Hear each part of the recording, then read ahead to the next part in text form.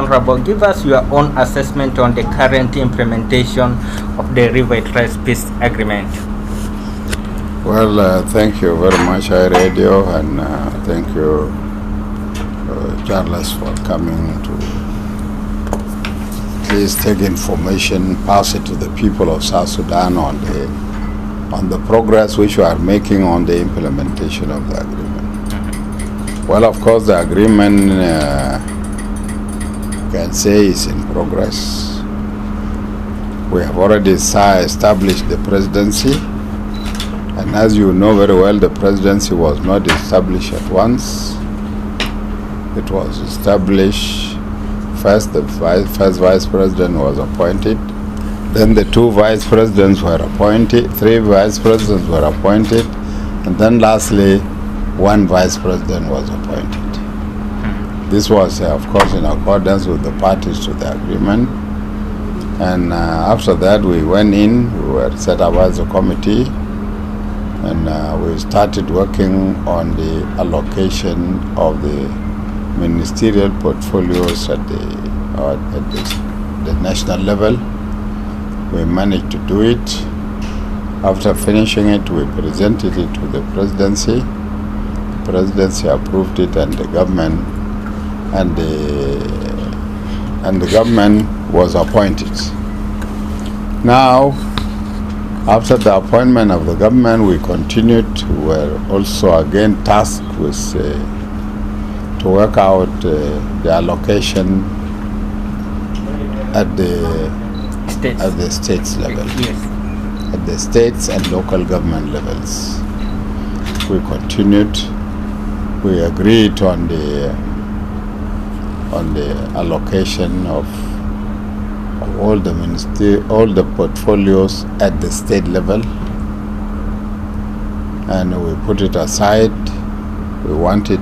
We had asked for the appointment of or the filling of making appointments for all these portfolios at the state level, as long as they were not disagreed. But of course, we were directed, based on the insistence of the IO, we were directed to continue with the allocation of the counties at the local government level. We started, this took us some time. We started talking and allocating. Until yesterday, we managed to agree with the IO as the IG. Agreement talks now before that, as I said, you might have got me. I said we agreed with the IO, and the other parties, the OPP and SOA, were supposed to be consulted today, and probably after that they will give us their final word. So you didn't consult the other parties today? That was not our task. It was a task to someone else to do it. And okay, Honorable, yesterday's agreement, it talks about allocation of people in Jonglei State. Is it like people now is under Jonglei State? This is not the case. For the administrative areas, they continue to stand as they are. The chief administrator continues to stand, and he has his government and he has his parliament, so they don't fall under the states. Okay, Honorable. It is only the IO that came up with the proposal in an attempt to annex the administrative areas to the states by proposing that the chief administrators will be reporting to the governors in their respective states. So if we are to continue, if we are to implement the agreement, and as a committee, then definitely this committee would be required to do this and do this and do this, and there is no time. There will be no reason for you to create more than one committee, and especially at a time when those who are actually members of this committee are the very people who are more cognizant about the agreement more than others. And then when should we expect the reconstitution of the parliament? Well, the parliament will be reconstituted as soon as we finish with the state and local government levels. Then we will come back to the state. Okay. And in the state, we will come to the national level. And in the national level, of course, there is not much to be done in the Transitional National Legislative Assembly, but there may be some work to be done in the Council of the States. Okay, earlier you talked about this, the formation of the state government. Let me talk about Upper Nile in particular. Why is the government not appointing the governor for Upper Nile? Well, governor for Upper Nile is not being appointed because of what a simple reason. The IO is nominating Oloin. We in our committee had recommended that the Malakal, that Upper Nile, the governorship should not go to the IO and should not go to the government, but it should go to a neutral body. And we recommended that it should go to SAWA. This is in order that SAWA will be a body that will be in a position to harmonize and neutralize the situation. And then when should we expect that to happen? But unfortunately, REAC appointed Oloin, nominated Oloin, and the president declined to appoint him. But the peace agreement says that there's no right for any party to reject the nominee of any other party. Yes, it says so, but there are certain situations whereby you ought to, in accordance with the public interests and the interests of peace. Let us talk a little bit about Chapter 2 of the peace agreement now, the security arrangement. When are we expecting the graduation of the necessary unified forces, integration and reunification? Well, the Chapter 2 of the agreement is in process. Of course, there are people who have now undergone training. Most of them have finished their training and they are just waiting for graduation. Graduation is not a question of marching them out just like that.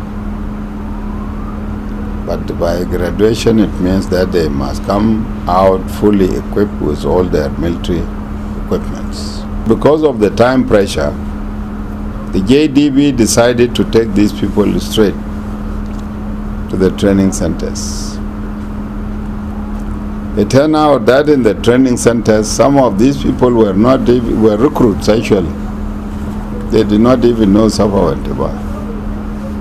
They don't know how to assemble a rifle. But they got their training. They have been trained now. They have qualified as soldiers, and they will be graduated. And if that we are under arms embargo, we are not supposed to buy or access any arms from any other place.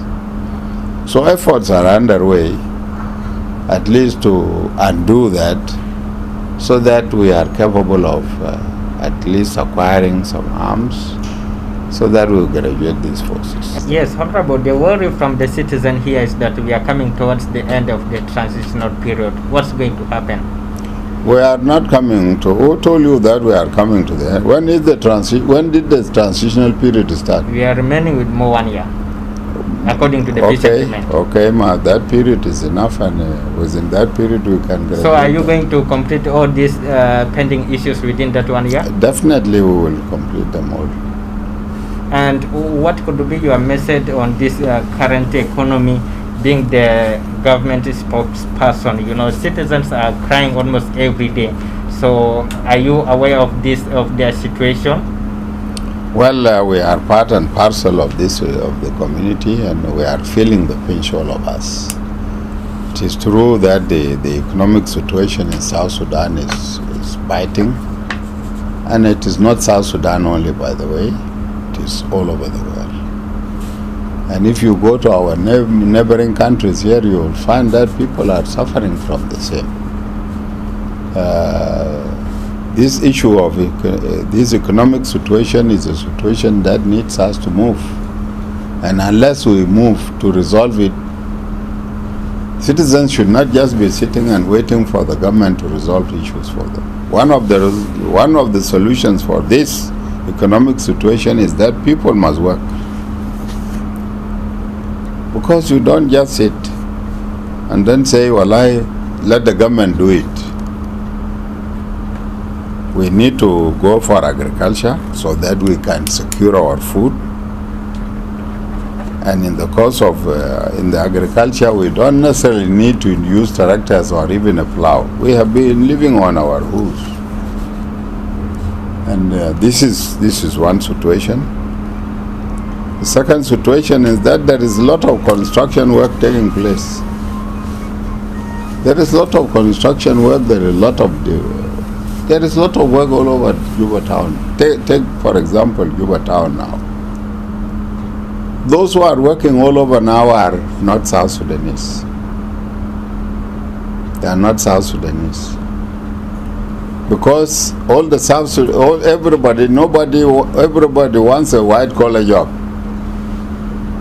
not knowing that there is no money in the white collar job. There is actual real money in that overall which you wear when you are going to look for, when you go and look for work. Great. So this situation will not be addressed only by the government. The government has its own plans. It is working hard. It is trying its level best to address that situation. This is why the dollar came down. It is now, it went up to, we went below 40, below 50 some days back, and now it is up again. It is fluctuating. It is now 55. It is reported to be 55 today, which means that it has come from that far, from 75 or from 80 up to here. It's a long leap, and as such we expect the situation, as soon as as I said earlier, that we are in the process of injecting more funds into the market. And when are you going to do that? And once we inject them, then definitely that will improve the situation. When are you going to do that? My problem is with the traders in the market. Traders keep on moving up when the dollar goes up. And when the dollar comes down, they are left there. And they continue to wait for the dollar there up to the time when the dollar goes back to reach them over there. By the time the dollar reaches them, then they move up again. This is upset. This is very unfortunate. All right. Traders business people are not supposed to move like that. Thank you so much, Honorable, for taking your time to speak to iRadio. What could be your final message to the citizens of South Sudan? Maybe there's an area you want to talk about I didn't ask you for. Well, my message to the people of South Sudan is one: yes, let us be patient.